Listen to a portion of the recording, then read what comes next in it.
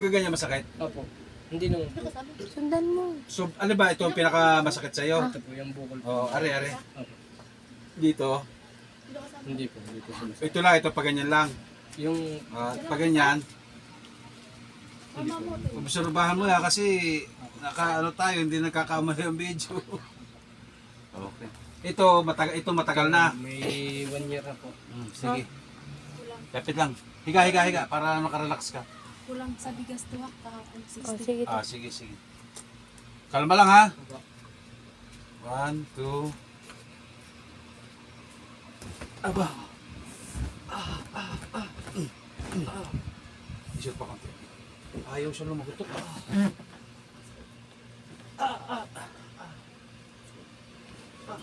Ilang ano na bago lang ba ito? Nito lang, mga 3 buwan na po siguro yan.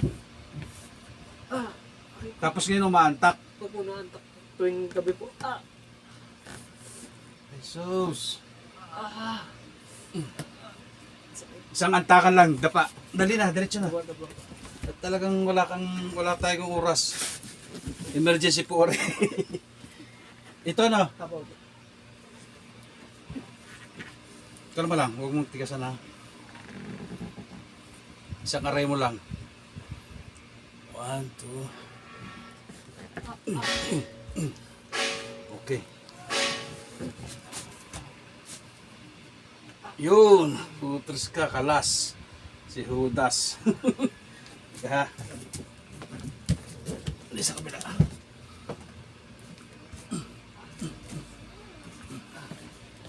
Okay.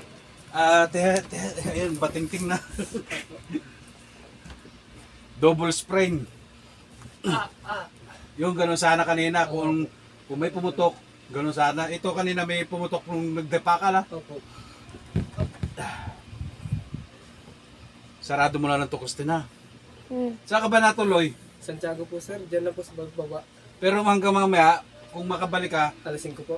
balik ka kung may paano ka. Opo. Kayurin natin. Kung may pagkakaiba, upo.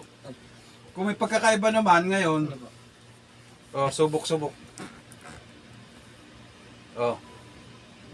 Kung yung pressure na masakit, nabawasan ba? Opo, nabawasan na.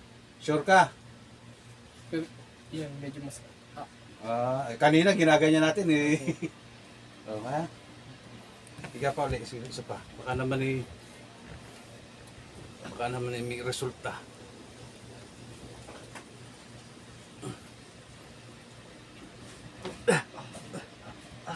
Matigas ang ano mo? Hindi, mamaya pag halimbawa Opo. pero at least pumutok naman siya. Opo.